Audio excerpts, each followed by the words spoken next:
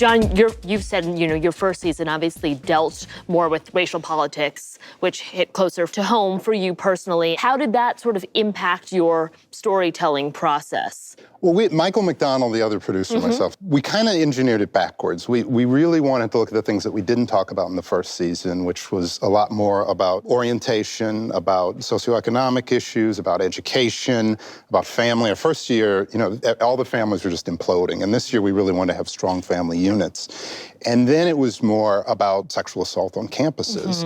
And that's where we started to go. And Michael and I had a conversation, and we felt like what we were doing was strong, that we're going to go into something and have maybe a little bit of a predisposition about things or even a distance about things because we're two guys. And I think we were a little nervous about that, but also nervous about, are we yet another male voice going into a subject matter? I don't want to say better suited by women, as though men or women or black or white can't do things, but are we, are we just one more additional voice in a lot of very adept voices trying to talk about something? And we started to think about, we'd actually read a few stories about male peer-to-peer sexual assault. And we delayed our pitch to ABC by a couple of days, and we went in, and the studio, you kind of could feel them go like this. And they couldn't wrap their heads around it.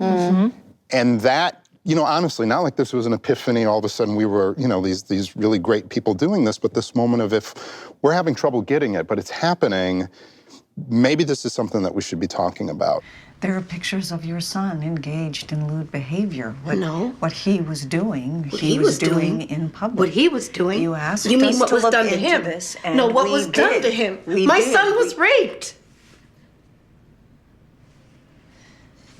You need to be careful with that. If somebody messed him up, they touched him, that is rape. You need to be very careful with that word.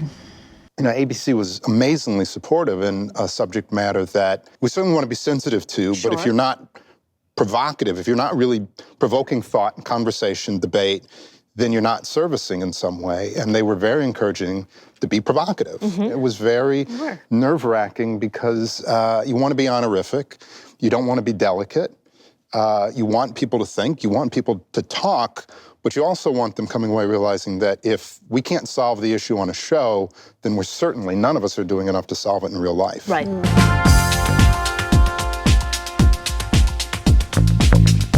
What are the things you guys hear no to? The things that you just can't do on these shows? The one thing I discovered is you can't say asshole.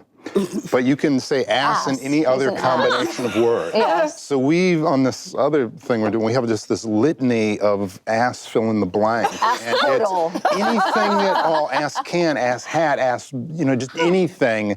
And it's just fun because they can't really, it's like they can't stop you now. Are there doors that you guys feel are still not open to you, types of projects that you believe you sort of wouldn't be entrusted with? Everything. I got a litany of things that people are entrusting me with. You've sort of mentioned that you wouldn't be sort of handed a middle-of-the-road blockbuster as willingly and as easily as you would have been as a white dude. No, and I believe that. I mean, look, with respect to white dudes, a white dude coming out of like Sundance with an okay film and getting handed a multi-tens of million-dollar franchise. And part of it, obviously, as a person of color, that's my focus. But as a showrunner, just to bring it back around to television, you look at the numbers of women who are not directing. Based on the conversation about ability, by demographic, women should be just tripping into jobs in TV. If there are 400-some scripted shows and how many hours, and with respect to talking about people who fail upward, my career, without being self-effacing, it was a lot of failures until the point I sort of embraced the fact that most people aren't interested in what I'm doing. I can't say I planned this last third of my career, but there were a lot of things where it was like, I'm just doing this because I love it. And then people were like, oh my God, that's really, really interesting. Yeah, but it's the same crap I've been doing. It's just I'm doing it with maybe a little bit more passion. Hi, I'm John Ridley from American Crime. Thanks for watching, and be sure to subscribe for more videos from The Hollywood Reporter. Well, you guys dropped the biggest, one of my favorite F-bombs of all time. Yeah, we got the MF bomb. Yeah, the MF bomb. Yeah, no, we would get our letter. Which one?